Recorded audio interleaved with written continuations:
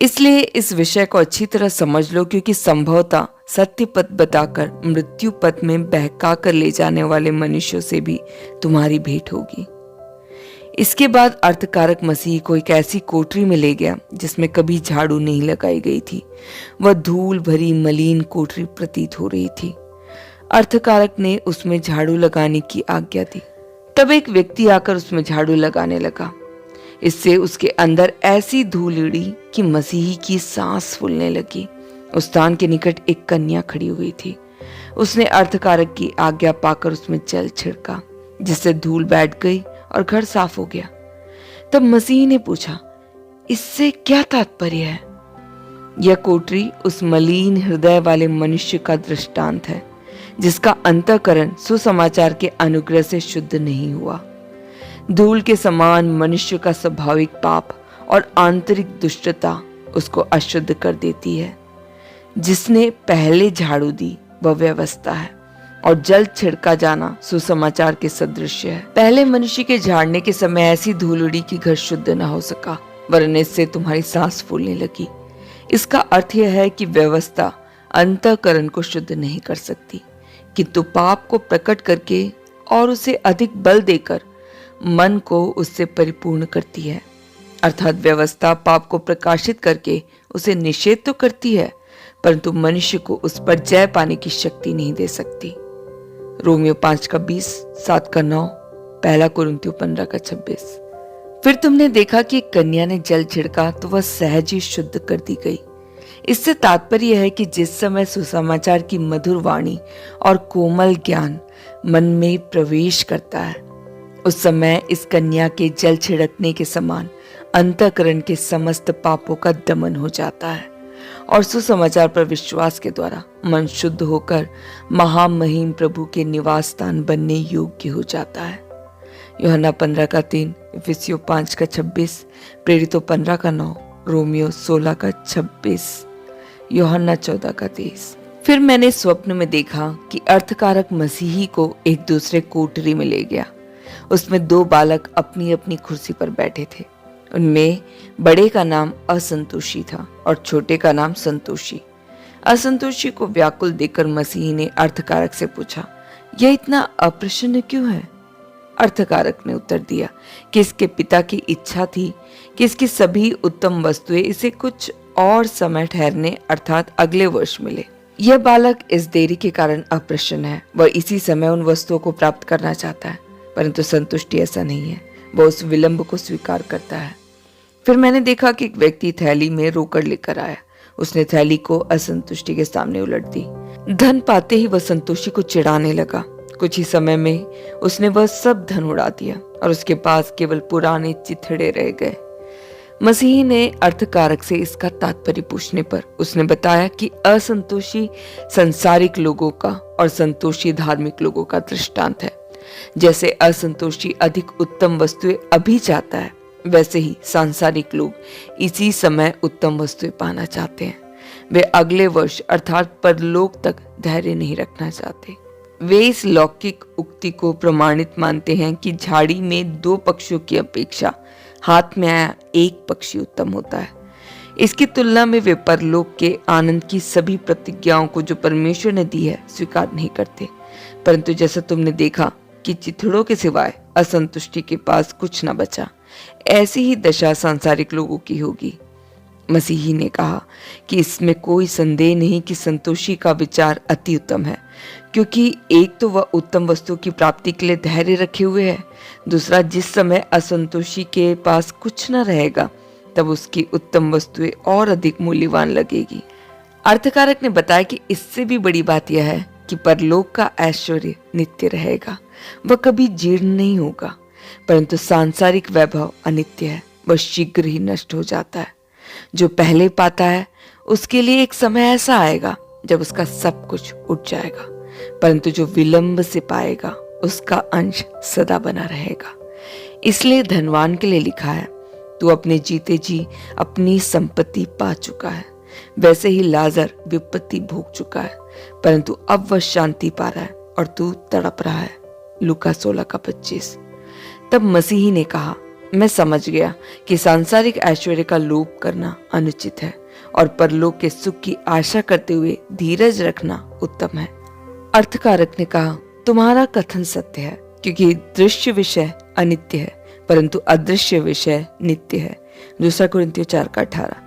तो भी सांसारिक विषय और शारीरिक अभिलाषा, इन दोनों के परस्पर निकट रहने के फलस्वरूप इनमें मित्रता हो जाती है, परंतु स्वर्गीय विषय और शारीरिक चेतना, इन दोनों के परस्पर दूर रहने के फलस्वरूप इसमें मेल नहीं हो पाता। रोमियो 7:15-25। फिर मैंने स्वप्न में देखा कि अर्थकारक मसीही को एक अन्य कोठरी में ले गया। उस कोठरी की दीवार के निकट आग जल रही थी और एक व्यक्ति उसे बुझाने के लिए आग में पानी डाल रहा था, परंतु आग बुझने के बजाय अधिक धधकती जा रही थी। यह देखकर मसीही ने पूछा, महाशय, इसका क्या अर्थ है? अर्थकारक ने बताया, मनुष्य के अंतःकरण में परमेश्वर के अनुग्रह के जो गुण प्रकट होते हैं वह यह अग्नि है। इस अग्नि को बुझाने के लिए जो व्यक्ति इसमें पानी डाल रहा है वह शैतान है। पानी डालने से यह अग्नि बुझने के बजाय अधिक धधक उठती है। यदि तुम इसका कारण जानना चाहते हो तो मेरे साथ आओ। वह यह कहकर अर्थकारक मसीही को दीवार की दूसरी ओर ले गया। वहां एक पुरुष तेल का पात्र हाथ में लिए छिपकर उस अग्नि में तेल डाल रहा था। मसीही ने पूछा, इसका क्या आशय है? अर्थकारक ने उत्तर दिया, यह पुरुष मसीह है। वह अंतःकरण की भक्ति रूपी अग्नि को अपने अनुग्रह रूपी तेल से बढ़ाता है। इसलिए शैतान द्वारा बाधा डालने के उपरांत भी परमेश्वर के भक्तों के हृदय में उसके अनुग्रह रूपी गुणों का प्रकाश बना रहता है। 2 कुरिन्थियों 12:9। इस महिमावान पुरुष के दीवार के पीछे छिपे रहने का अभिप्राय यह है कि अंतःकरण में परमेश्वर अनुग्रह का कार्य चालू रखता है। परीक्षित लोगों के लिए इसका कारण समझना कठिन होता है। फिर अर्थकारक मसीह को हाथ पकड़कर एक मनोहर स्थान पर ले गया। वहां एक अत्यंत सुंदर और रमणीय महल बना हुआ था और उसकी छत पर सुनहरे वस्त्र पहने कई मनुष्य घूम रहे थे। यह देखते ही मसीह ने आनंदित होकर पूछा, हम इस महल में जा सकते हैं या नहीं? अर्थकारक ने कोई उत्तर न दिया और उसका हाथ पकड़कर उसे महल के द्वार पर ले गया। वहां से मसीह ने देखा कि द्वार से कुछ ही दूर एक मेज के निकट एक पुरुष महल में जाने वालों के नाम एक पुस्तक में लिखने के लिए बैठा हुआ है। वहां अनेक मनुष्य थे जो उस महल में जाने के इच्छुक थे, परंतु भय के मारे भीतर नहीं जा रहे थे, इसलिए इकट्ठे होकर खड़े हुए थे। उनके भय का कारण यह था कि बहुत से हथियारबंद व्यक्ति भीतर जाने वालों को मारने के लिए तैयार उनका मार्ग रोके खड़े थे। यह देखकर मसीह को बड़ा आश्चर्य हुआ। कुछ देर बाद जब सब लोग इन शस्त्रधारियों के भय से वहां से हट गए, तब मसीह ने देखा कि एक अति साहसी मनुष्य उस लिखने वाले के पास जाकर कहने लगा, महाशय, मेरा नाम लिखिए। इतना कहकर उसने टोप सिर पर रखा और तलवार खींचकर उन हथियारबंद लोगों पर झपटा। वे भी उससे लड़ने लगे, परंतु वह निर्भीक होकर उनसे लड़ता रहा। वह अंत में घायल तो हुआ, पर उसने भी अनेक लोगों को घायल कर दिया और तेजी से महल में प्रविष्ट हो गया। जब वह साहसी पुरुष महल के भीतर पहुंच गया तो वहां के लोगों की भांति उसे सुनहरे वस्त्रों से विभूषित किया गया। यह देखकर मसीही मुस्कुराकर बोला, इसका अर्थ तो मैं जानता हूं। इसके पश्चात मसीह ने कहा, श्रीमान, अब मुझे विदा कीजिए। अर्थकारक ने कहा, कुछ देर और ठहरो, मैं तुमको कुछ और दिखाऊंगा, उसके बाद जाना। फिर अर्थकारक उसका हाथ पकड़कर एक अंधेरी कोठरी में ले गया। उसमें लोहे के पिंजरे में एक मनुष्य शोकग्रस्त दशा में भूमि पर दृष्टि गड़ाए हाथ मलता हुआ बैठा हाय हाय कर रहा था। उसे देखकर मसीह ने पूछा, महाशय, इसका अर्थ क्या है? अर्थकारक ने कहा, इसी से पूछो। मसीह ने उससे पूछा, तुम कौन हो? उसने उत्तर दिया, जैसे तुम मुझे अब देखते हो, मैं पहले वैसे नहीं था। मसीह ने पूछा, पहले तुम कैसे थे? उसने बताया कि पहले मैं अपनी और दूसरों की दृष्टि में एक भक्त था और मुझे निश्चय था कि मैं स्वर्गपुर का यात्री हूं और वहां के सुख की आशा में मेरा चित्त प्रफुल्लित था। लूका 8:13। मसीह ने कहा, अब तुम कैसे हो? उसने उत्तर दिया, अब मैं निराश मनुष्य हूं और इस नैराश्य रूपी पिंजरे में बंद हूं और इसमें से नहीं निकल सकता। हाँ, अब मेरा निकलना नितांत असंभव है। मसीह ने पूछा, तुम्हारी यह दशा क्यों हुई? उसने बताया कि मैंने प्रार्थना करना और सचेत रहना छोड़ दिया और काम वासना और कुइच्छा का दमन करने में ढिलाई की। मैंने परमेश्वर की आज्ञा और उसकी कृपा का विरोध किया। मैंने पवित्र आत्मा को उदास किया और उसने मुझे त्याग दिया। मैंने शैतान से प्रेम रखा और वह मेरा पीछा नहीं छोड़ता है। मैंने परमेश्वर के प्रकोप के योग्य अपराध किया और उसने मुझे त्याग दिया है। मेरा मन अब ऐसा कठोर हो चुका है कि मेरे अंदर पश्चाताप करने का सामर्थ्य नहीं रहा।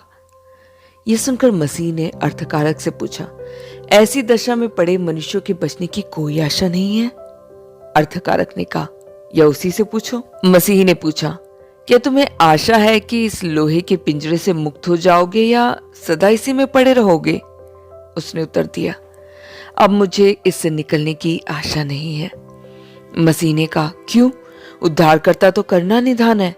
उसने उत्तर दिया, हाँ, तुम्हारा कथन पूर्णतः सत्य है, पर मैंने उसे और उसके धर्म को तुच्छ जानकर दूसरी बार उसे क्रूस पर चढ़ाकर मार डाला है और उसके लहू को अपवित्र जाना है और कृपा निधान पवित्र आत्मा का निरादर किया है। इसलिए अब मैं परमेश्वर की प्रतिज्ञा से रहित हो चुका हूँ।